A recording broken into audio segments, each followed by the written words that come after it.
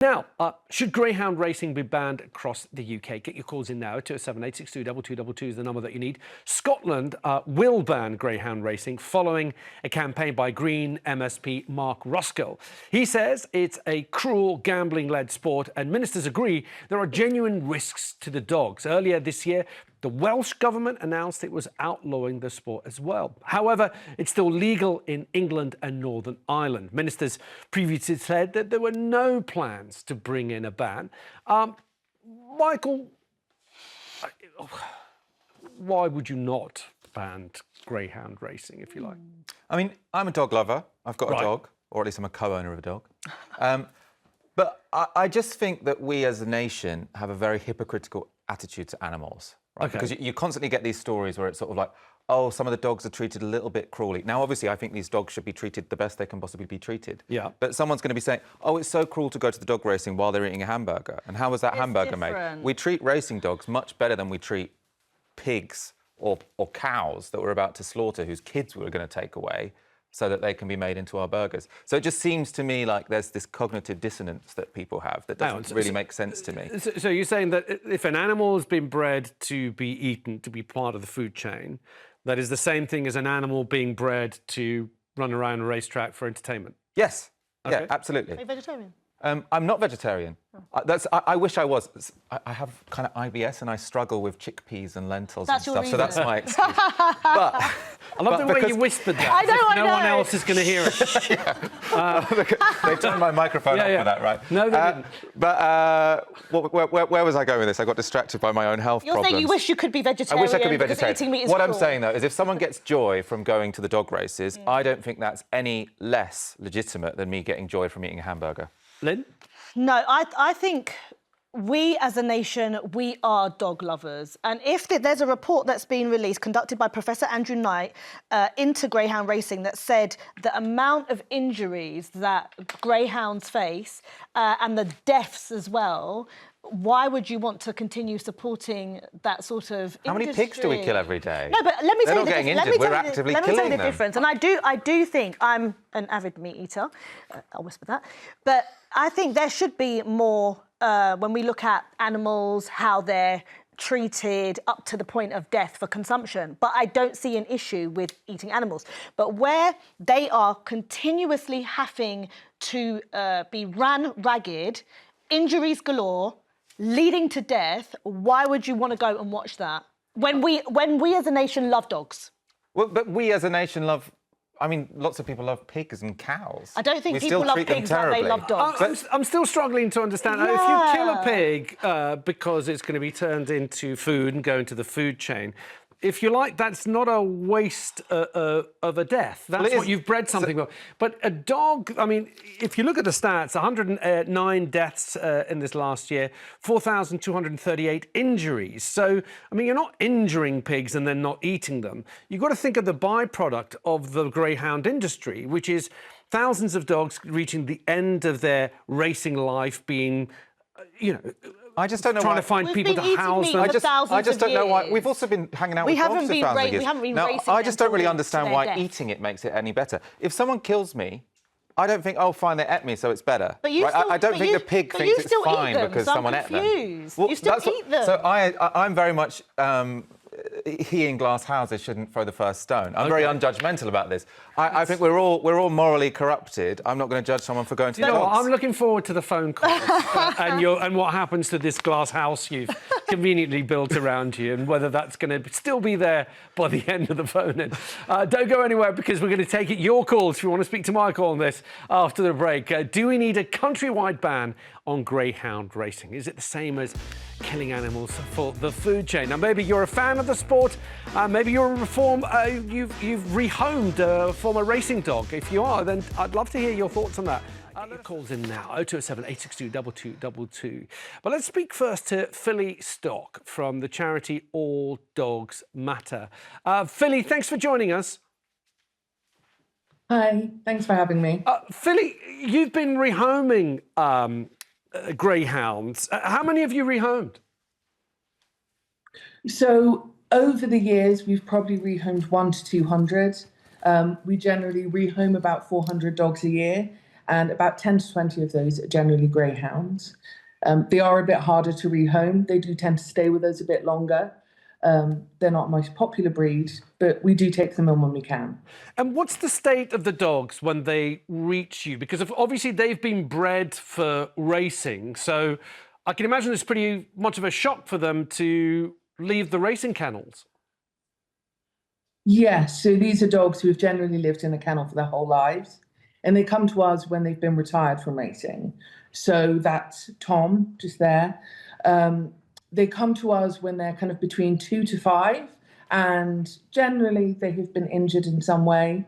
Our most recent greyhound that went out to be rehomed was called Leslie, and he had a plate in his leg, which meant that he could no longer run. He was only 2 years old, and he was prevented from acting like a normal dog because of the effects that racing had had on him.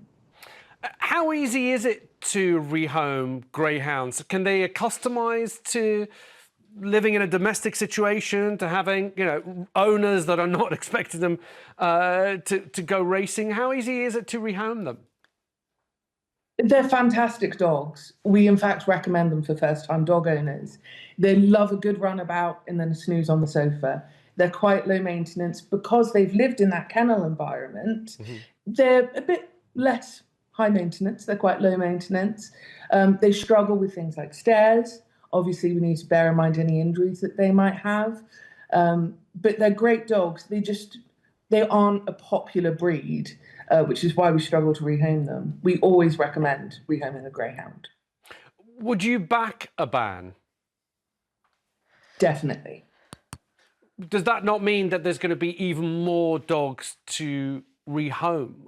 Won't that be a bit difficult? Well, yes, it would be difficult to rehome them, but those dogs already need a home. They already need that. It's just a case of when they come to us. And we'd much prefer that they came to us before they'd sustained these injuries, before they'd lived in a kennel for 5 years, and we could rehome them when they were younger, rather than when they're older and injured. Philly, thank you. Thanks for giving us your time and explaining more about those dogs for us. Philly Stock there. Let's get back to your calls now. Janice is in Essex. Janice, welcome to the show. What do you think? Do you think we need a ban in England and Northern Ireland on all greyhound racing? It's lovely to speak to you again. I'm so upset about this, I could cry. Because I was brought up from 4, 5, 6 years old, going to greyhound racing. What I think has happened over the decades is that everybody prefers a different breed. Yeah. They are amazing dogs. And I think we need to put a shout out that if you've got a working dog, that could be a collie, that could be anything. Once it's come to its working life, end of, we've got to give them homes. I'm absolutely broken-hearted to listen to this, that we're going to stop it. That means that we'll have no grounds. We're already looking at getting rid of racehorses. What are you going to do? What if we have a breed of cheaters that we can run around? They're no good either. Being that greyhounds are most amazing dogs on the planet. And I think I'm gutted. I saw this. I was watching this when I was 4 or 5 years old. I get it. It's got, there are things that be looked at.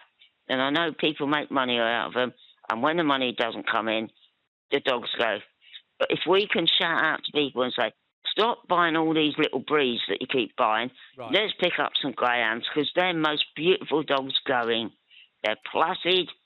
They lie in the front of a fire. They don't want to race around a park at 70 miles an hour every blooming day. Yeah. No, it'd break my heart if we do this. It'd break my heart. Janice, I was brought up on it. Janice, thank you. I'm only moving on because there's so many people are getting in touch with their thoughts, but thanks for kicking us off. Jade's in Jersey. Jade, would you support a ban? Absolutely, 100%. Well, what about Janice's point that then, those dogs will no longer be bred? It would be a shame. Then they're not the most popular dogs, we heard from Phyllis and for Janice. Are you worried about what's going to happen to the dogs? No, not really. I think the point that I want to make, because I work for the Greyhound Rescue, is when the dogs have finished their racing career, a lot of them injured, as the lady previously said. Yeah. They're actually just shot and killed. Yeah. A lot of them are put down. Yeah. Yeah. And really, a lot of them are quite, they could still be rehomed. You know, because one of my friends has got two and one was injured during racing. But what an absolute amazing animal. You know, she's become. So all this, no, it's got to stop. It's absolute cruelty. It really, really is. Because I know I spoke to a lady in Ireland. It's a company that's actually against killing greyhounds. And greyhounds have actually been known by scrupulous owners to be tied up and thrown into the river, and they just drown. Yeah, there are some horrific stories around. Jade, thank you. Michael? Well, I was just going to ask Jade if she's still there. Are you a vegetarian, out of interest? No. No. So I suppose, do you not see a bit of inconsistency with sort of being so sort of caught up about a dog getting shot, but cows and pigs get shot all the time to make your breakfast? Yeah, but it's a racing, isn't it? It's, you know, people are betting on these poor animals. But the previous caller said, you know, it's part of her culture. She clearly values it. It was part of her childhood. And I suppose, I think as meat eaters, there's always a vegetarian option, but people go for the meat option because of their own personal preference. And that's why I think it's unfair to judge, say, the previous caller, who says that, you know, dog racing was a really important part of her life. Yeah, but then people aren't getting paid the money to slaughter a cow or slaughter it. I mean, we know how little farmers get paid. Jade. You know, but yet there's thousands and thousands of money being made on greyhound racing. Well, Jade, thank you. Thank you for kicking us off. Just say as well, the Greyhound Board of Great Britain have told us through over 200 rules on racing, we ensure the health and well-being of registered greyhounds and protected at all times. Standards across the sport have improved significantly in recent years, and we are committed to enhancing them further. Let's take some more of your calls. George is in County Antrim. George, I believe you've rehomed a greyhound. I did this. He was called Norman. I got him in 2013. Yeah. He had been thrown from a moving vehicle. He was found by a gentleman who was out walking. I believe he was a school teacher. They had cut his ears off to remove the tattoos to identify him. Oh.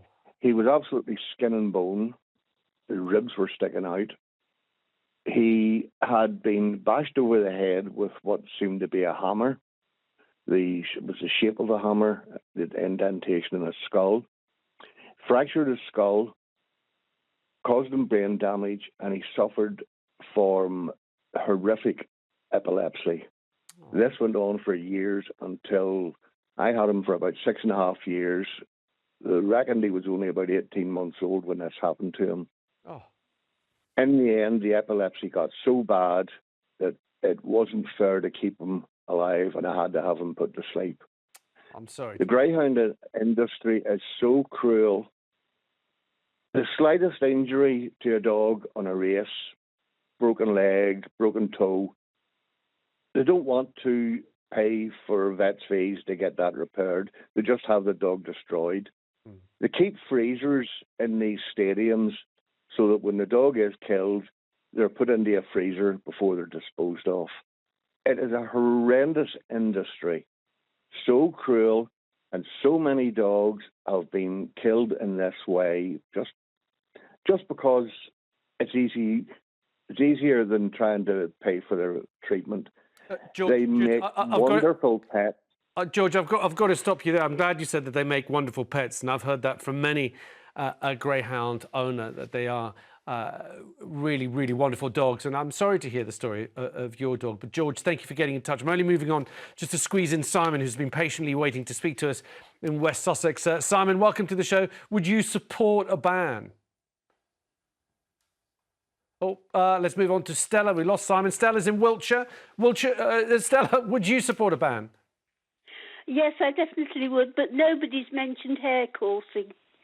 Yeah. Hare coursing is done by the gypsies, and they go out into the fields with their dogs and they chase poor hares, and Okay. there's nobody ever who speaks up for them. So Well, that's because it's a slightly got different topic, Stella. But thank you for bringing that up. We were just focusing on greyhound racing itself, but I appreciate the point that you're trying to make, and thank you all for your calls and your messages for that.